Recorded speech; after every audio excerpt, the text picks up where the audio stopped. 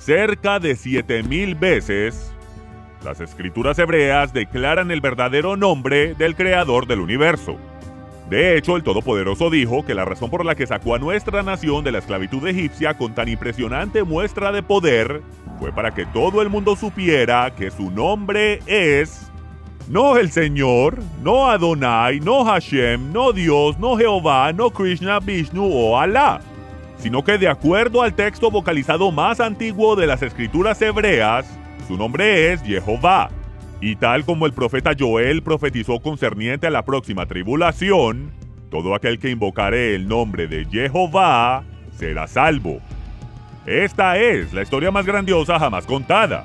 Se trata de Yeshua, el profeta, el Mesías prometido.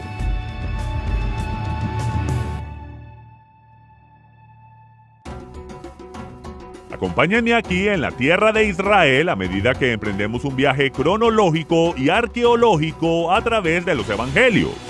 Nunca se ha visto nada como esto antes. Soy Michael Rood, prepárese para un rudo despertar.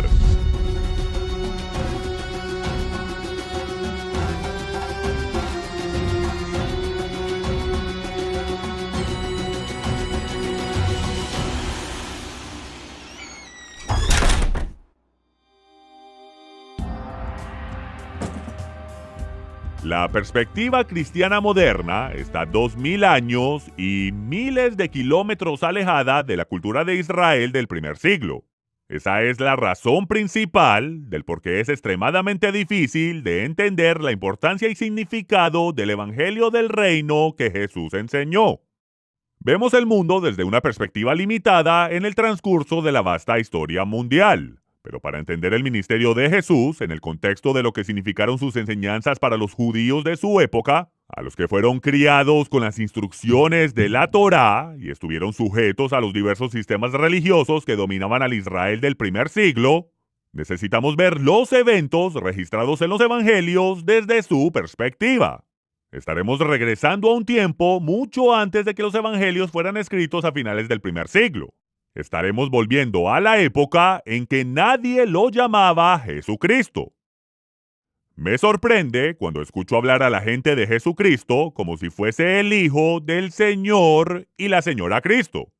Hablan de Jesucristo como un carpintero y me imagino un letrero de madera fuera de su negocio en Nazaret que dice: Carpintería de José Cristo e hijos. Eso no tiene ningún sentido porque en la versión griega de los evangelios él es llamado un tectón, un constructor técnico. Y construían con piedra en aquellos días. La madera era escasa y se utilizaba para formas y andamios temporales, pero no para la construcción. Tal vez el letrero decía: contratistas generales José Cristo e hijos. Los peregrinos trajeron con ellos la Biblia de Ginebra de 1560, cuando comenzaron su colonia en el Nuevo Mundo. Jesús, I-E-S-U-S, era el nombre con el que estaban familiarizados. Y en el nombre de Jesús oraron y recibieron el milagro que les salvó la vida. Cada día de acción de gracias celebramos su rescate por Escuanto, un esclavo indígena nativo americano libre que regresó al continente como un cristiano que fue introducido a Jesús por su amo anterior en Inglaterra. Cuando la letra J se añadió en el alfabeto inglés, se colocó después de la letra I. La I se pronunciaba como una vocal, I, y la J se pronunciaba como una consonante dura, Y, Y. En 1611, el nombre ahora deletreado, Jesús, J-E-S-U-S, se pronunciaba como Jesús, igual que cuando se deletreaba I-E-S-U-S. Ahora, en el español moderno, las vocales son A, E, I, O, U y a veces la Y, porque algunas veces la Y se pronuncia como una vocal, como en ley, y otras veces se pronuncia como una consonante, como en yeso. La letra J ha adquirido recientemente un sonido para el que nunca fue diseñada, y comenzó desde los 1600. Si antes de los 1600 la letra J ni siquiera existía, en ningún lenguaje ni en ningún vocabulario alrededor del mundo, ¿cómo es que hoy lo llamamos Jesús? Jesús está tan cerca de su nombre hebreo, Yeshua, como la lengua griega lo permite. En la transliteración al español de su nombre griego, IE se pronuncia como G, pero no hay letra equivalente a la letra hebrea Shin o el sonido ch en el griego. Y aunque sus significa caballo en hebreo y cerdo en latín, en griego, sus es un sustantivo común que se requiere para proporcionar la declinación de un sustantivo para indicar caso o número. Yeshua, aunque un poco más preciso, realmente no hace sentido en el griego, y por ende, Jesús. Bueno, reitero, nadie con el nombre Jesús o Jesús ha nacido jamás en Israel. Antes del nacimiento del niño, el ángel Gabriel vino a Joseph con la siguiente instrucción: no temas recibir a María, tu mujer, porque lo que en ella es engendrado del Espíritu Santo es, y dará luz a un hijo, y llamarás su nombre Jesús, porque él salvará a su pueblo de sus pecados. Joseph debía llamar su nombre Jesús. ¿Por qué razón? ¿Él salvará a su pueblo de sus pecados? ¿Qué tiene que ver el nombre Jesús con el salvar a su pueblo? Nada en lo absoluto. Ni en español, ni en griego, ni en arameo, ni en ningún lenguaje en el planeta, con excepción del hebreo. En Génesis 3:20 leemos: y llamó a Adán el nombre de su mujer, Eva, por cuanto ella era madre de todos los vivientes. Eso no hace sentido en español. Pero en hebreo es una forma de hablar común del lenguaje, un juego de palabras. Él llamó su nombre Java porque fue la madre de todos los Jai. O en español sería: Adán la llamó Vivi porque fue la madre de todos los vivientes. En el siglo II, Papias, un discípulo del autor del Evangelio de Juan, declaró que Mateo escribió su evangelio en el lenguaje hebreo y varios hicieron su mejor esfuerzo para traducirlo. Historiadores de la iglesia primitiva reconocen ese hecho en sus escritos, y Eusebio, el obispo de la corte de Constantino, dijo que él vio una copia del Mateo hebreo, pero no pudo leerla. Se pensaba que todas las copias del Mateo hebreo habían sido expurgadas bajo el sangriento reinado de Diocleciano, pero sobrevivió inesperadamente en los archivos secretos de escribas judíos. Hasta la fecha, se han encontrado un total de 28 copias de los manuscritos del Mateo hebreo entre antiguos manuscritos judíos dispersos alrededor del mundo. El antiguo Mateo hebreo cuenta una historia que no se puede apreciar en las traducciones del arameo o del griego del libro de Mateo.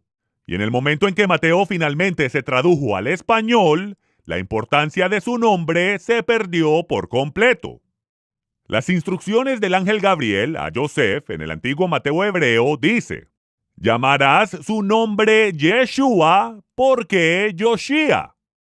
Las palabras él salvará son una sola palabra en hebreo, Yoshia.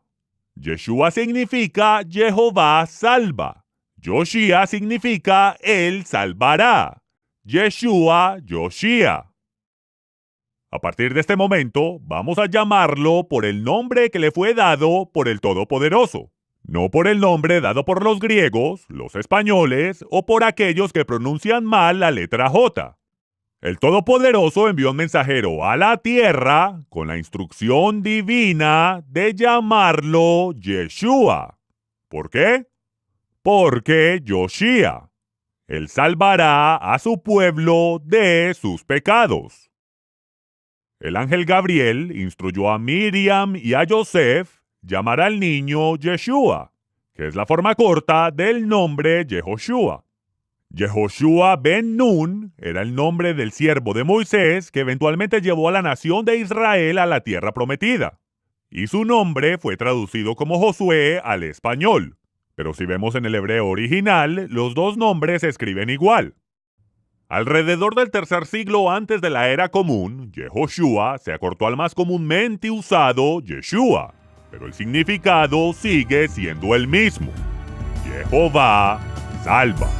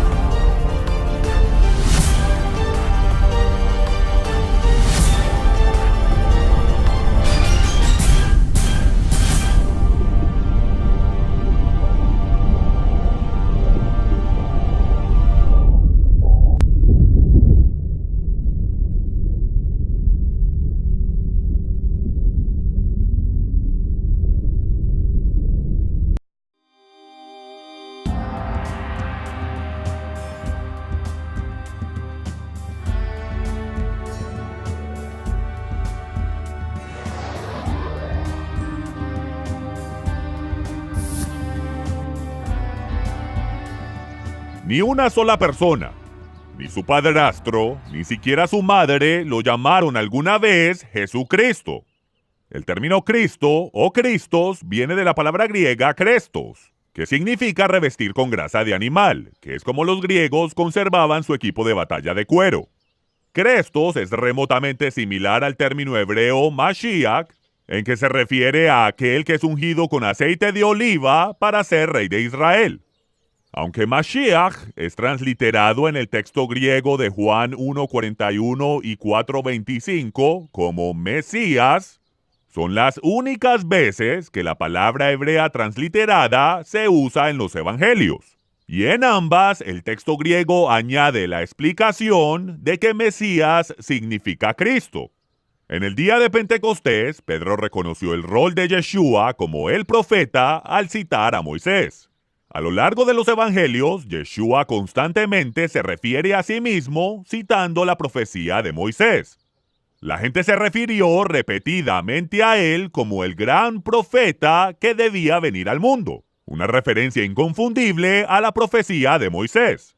Hay docenas de referencias a Yeshua como el profeta, pero cada vez que alguien expresaba que él era el Mesías, el hijo de David, una referencia abreviada distintiva al Mesías, él les ordenaba cerrar la boca de inmediato.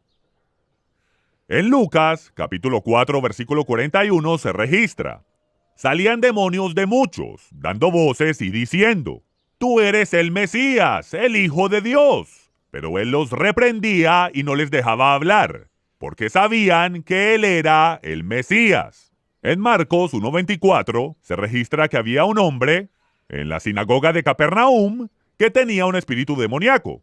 Cuando Yeshua entró en la sinagoga en el Shabbat, él gritó: ¡déjanos solos! ¿Qué tienes con nosotros, Yeshua de Nazaret? ¿Has venido para destruirnos? Sé quién eres, el Santo de Dios. Pero Yeshua lo reprendió diciendo: cállate y sal de él.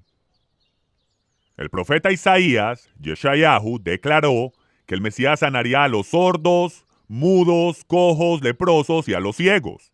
En Mateo 9:27 se nos dice que cuando Yeshua dejó Jericó, le siguieron dos ciegos, dando voces y diciendo: ten misericordia de nosotros, hijo de David. Yeshua abrió sus ojos e inmediatamente les dijo: mirad que nadie lo sepa. ¿Que nadie sepa qué?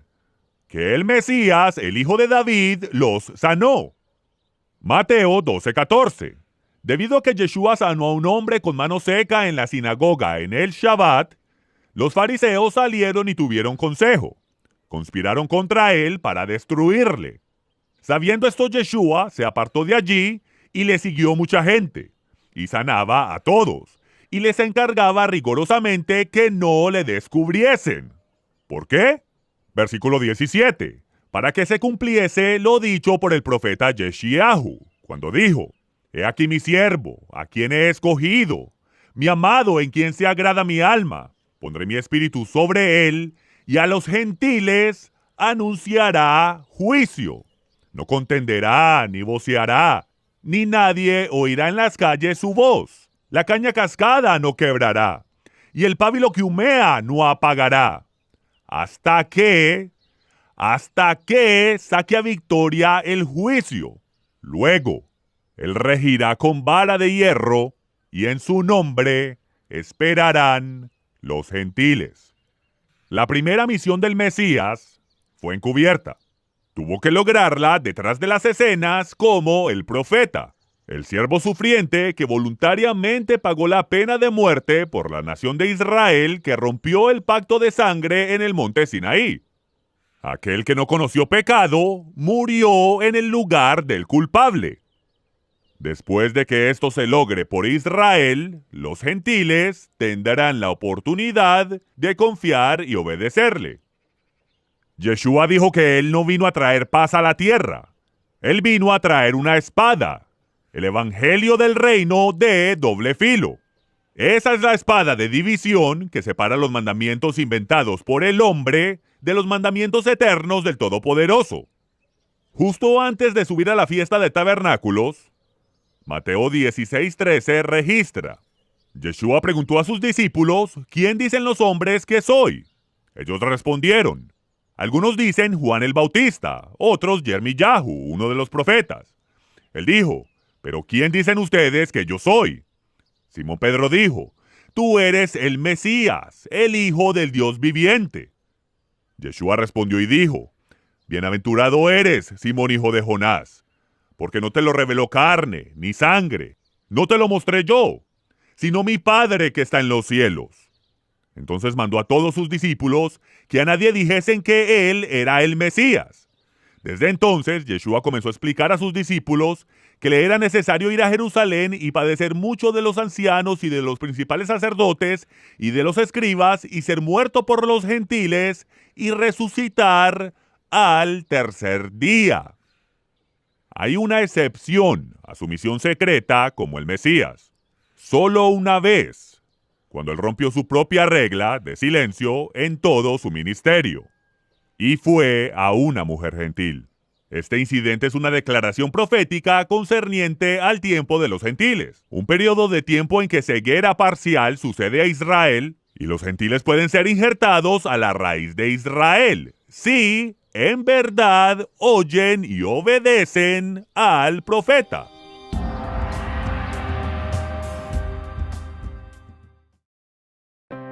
Si usted es como la mayoría, ver una de las enseñanzas en este escenario es suficiente. Diste una donación o compraste una de las enseñanzas de un rudo despertar. Pero lo que sucede desde ese escenario es solo el comienzo. Su apoyo hace mucho más. Acompáñenme. Cuando usted hace una donación o compra a un rudo despertar, usted nos permite enviarle material de enseñanza gratuitamente a personas con menos recursos alrededor del mundo. Usted también estará ayudando a proveer todos los materiales necesarios para copiar los DVDs, Blu-rays y apoyar a las personas que organizan todo para enviarlos. Pero antes de que todo eso suceda, su apoyo hace algo más. Este es nuestro departamento de edición y producción. Su apoyo le permite a estos profesionales usar sus talentos para esparcir el evangelio, con videos que nos ayudan a entender las verdades que hemos estado esperando todas nuestras vidas. De hecho, su donación hace aún más. Todos los gráficos que ve en los videos, el famoso calendario de Michael Rood, los boletines informativos y todo correo electrónico que recibe viene del Departamento de Comunicaciones, donde su donación le permite a estos individuos altamente calificados el compartir el evangelio. Y cuando tienes una pregunta bíblica, o el cómo unirte al club de embajadores, o simplemente necesitas a alguien con quien orar, tu apoyo también nos ayuda allí, con personas para responder sus preguntas en Carolina del Norte, Montana, California y hasta Costa Rica. Y eso no es todo. Su apoyo nos permite promover el verdadero mensaje de las Escrituras en todo país de habla hispana alrededor del mundo. Y no solo eso, su apoyo también nos permite compartir la verdad en Europa y Sudáfrica. Entonces, la próxima vez que haga una donación o compra por algo que vio en este escenario, recuerde que también estará apoyando todo lo que sucede detrás de cámaras. Gracias por apoyarnos.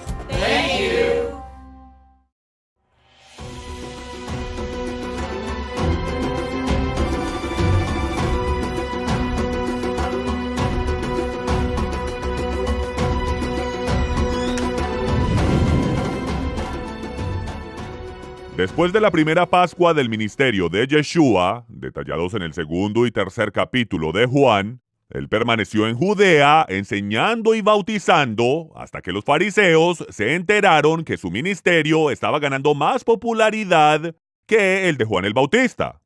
Evitando una confrontación prematura, Yeshua partió para Galilea, una caminata de 18 horas al norte de Jerusalén, donde se detuvo en un pozo fuera de Shechem. Allí envió a sus discípulos a un pueblo de los samaritanos para comprar provisiones para el resto de su viaje hacia Caná. Cuando ellos se fueron, Yeshua entabló una conversación con una mujer gentil que había venido al pozo para sacar agua. Cuando él le pidió de beber, ella respondió que los judíos no tienen tratos con los samaritanos, a menos que quieran algo de ellos, como un vaso de agua. La realidad es que incluso hoy en día, los judíos conocen la verdadera historia de los samaritanos, mientras ellos fabrican la historia que más les convenga. Ellos se aferran a una versión alterada de la Torá en paleo hebreo, pero no leen ninguno de los profetas ni de los libros de los reyes, porque detallan que los samaritanos son realmente gentiles que fueron importados a la tierra cuando los israelitas fueron llevados en cautividad por el emperador sirio Salmanasar. Su texto de la Torá, uno de los ejemplares más antiguos existentes hoy en día, cuenta con más de 267 variaciones significativas de la Torá judía. La divergencia más obstructiva es su 10º mandamiento que dice: adorarás en el monte Gerizim. Durante la conversación con la mujer, Yeshua le contó toda la historia de su vida, incluyendo su decepcionante vida amorosa. Al darse cuenta que por primera vez en su vida está en compañía de un verdadero profeta, le plantea a Yeshua la polémica pregunta teológica que había separado a los judíos de los samaritanos durante cientos de años. Nuestros padres dicen que debemos adorar y santificar la Pascua en este monte, el monte Gerizim. Pero los judíos dicen que debemos adorar en Jerusalén, que en el monte Moriah es el único lugar que se deben realizar sacrificios. ¿Qué dice usted? Yeshua vino con una respuesta críptica que aún 2000 años más tarde es difícil de comprender. La mujer contestó con una típica respuesta que aún hoy en día usamos cuando no entendemos o no estamos completamente de acuerdo. Ella dijo: sé que cuando el Mesías venga, Él nos enseñará todas las cosas. Por primera vez en su ministerio y por última vez en su ministerio, Yeshua le va a decir algo a esta mujer gentil que Él nunca va a repetir y prohíbe que nadie más lo exprese.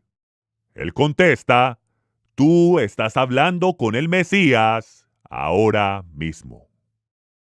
Atónita, la mujer deja caer su cántaro, vuelve corriendo a la ciudad y comienza a gritar en las calles: ¡este hombre me ha dicho todo lo que he hecho en mi vida! ¿No es este el Mesías? Los discípulos regresaron a la aldea con comida, pero Yeshua se negó a comer. Viendo que aún no era Shavuot y todavía faltaban 4 meses para la cosecha del otoño, Yeshua tornó a sus discípulos hacia la ciudad y les señaló que los campos ya estaban blancos para la cosecha. De la aldea samaritana vino toda la población vestida con su túnica tradicional de lino blanco para ver al hombre que le había dicho a la mujer todo lo que ella había hecho. Por eso Yeshua no pudo comer.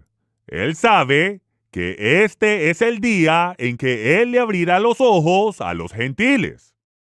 Según los samaritanos de hoy en día, fue Johanán, el 49º sumo sacerdote samaritano, quien le dijo a Yeshua: escuchamos a la mujer, pero no le creímos.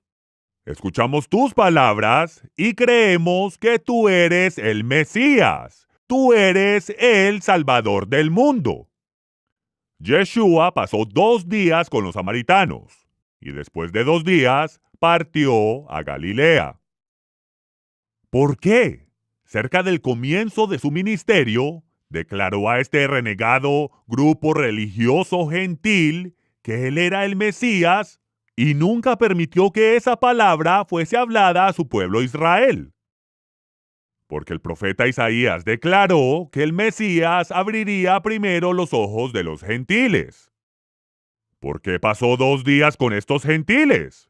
Porque para el Señor un día es como 1000 años y 1000 años como un día. Era una declaración profética acerca de un tiempo de endurecimiento en parte para Israel, que también sería el tiempo para que los gentiles fueran injertados en la raíz de Israel, lo cual provocaría a los judíos a celo. Cuando la Torá está escrita en los corazones de los gentiles, y ellos, por amor, tienen la convicción de guardar los mandamientos de Dios, y al mismo tiempo evitando las ordenanzas y mandamientos fabricados por los fariseos, eso provoca a los judíos a celo. Ellos realmente no quieren que los gentiles se arrepientan y sean obedientes a la Torá, a pesar de que ellos iban a ser los sacerdotes y profetas del mundo. Como Jonás, no quieren que los gentiles se arrepientan de su paganismo heredado. Ellos preferirían ser arrojados al mar que llamar a los gentiles a obedecer la ley de Dios. Ellos quieren que los gentiles acepten sus inventadas 7 leyes de las naciones.